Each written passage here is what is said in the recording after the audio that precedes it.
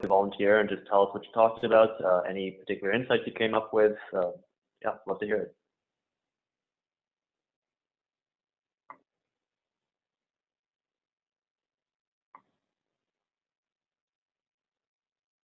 No, go ahead.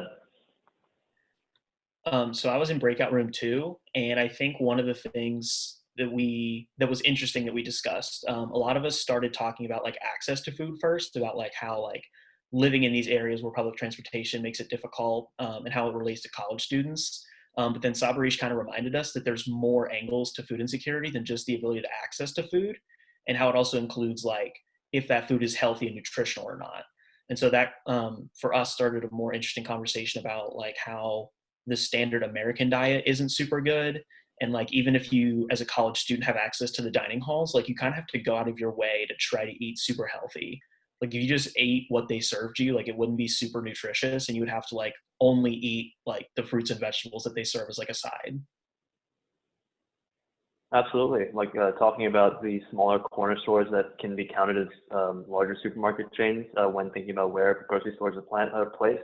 If those stores only sell highly processed food with low nutritional value and that's all you have access to, then that's going to have terrible outcomes on your health. And it's a vicious cycle where you can't really escape it. Does anyone else have any thoughts they'd like to share?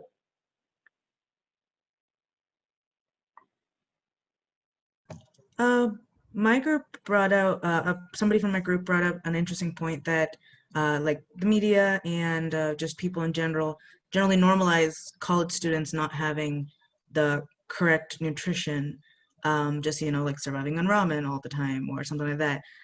So that could be a kind of a factor that it determines students' choice to, not take it seriously or not worry so much that they're not getting the correct nutrients that they need.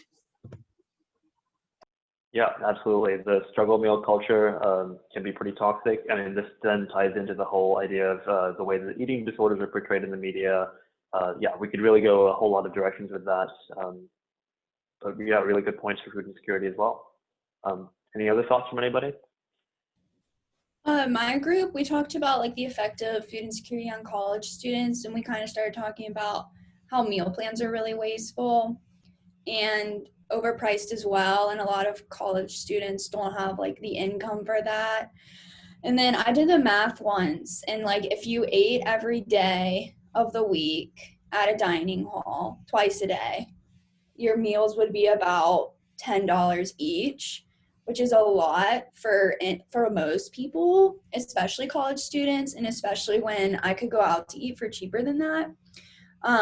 So yeah, we just kind of talked about like all the waste that goes into the dining halls, all the food that's wasted, the swipes that are wasted, just all of it. It's not like the most efficient thing, especially when college students don't have a lot of flexible income and the community surrounding us has a lot of food insecurity. Absolutely. Elena just dropped a really great point in the chat. We're going to be talking a little bit more about some resources for addressing food insecurity a little bit later in the presentation. But just while we're on the topic about UC specifically, there is the Bearcat Pantry. If you or anyone you know is facing food insecurity, they just donate food to people who need it, no questions asked. They also have the option for you to donate your meal swipes. Let's hear from one more group before we move on.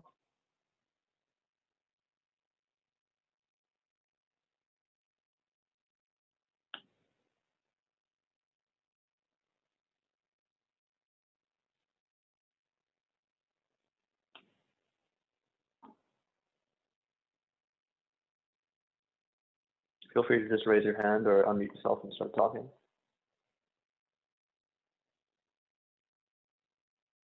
Matthew, go ahead.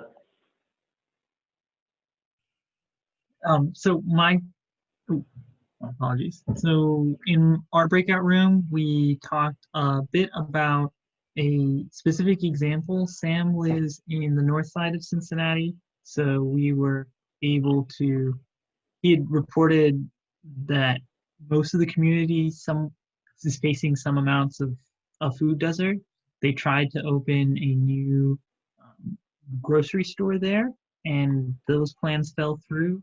They've since made a new higher end kind of grocery store, so that's available, but the pricing there is prohibitive to people who can't afford those higher prices. So it's tailored to a specific community, even within a neighborhood, and trying to alleviate food desert, but is it really accessible to everybody in a community is an important question to ask. Yep, again, food insecurity is really something that just hammers home the point of intersectionality. You can start thinking about issues like gentrification and redlining as well, with relation to this topic. Yeah, the rabbit hole just keeps going down. Thank you for sharing, everyone. So I think now I'm going to hand it over to Sabarish for the next part of our presentation.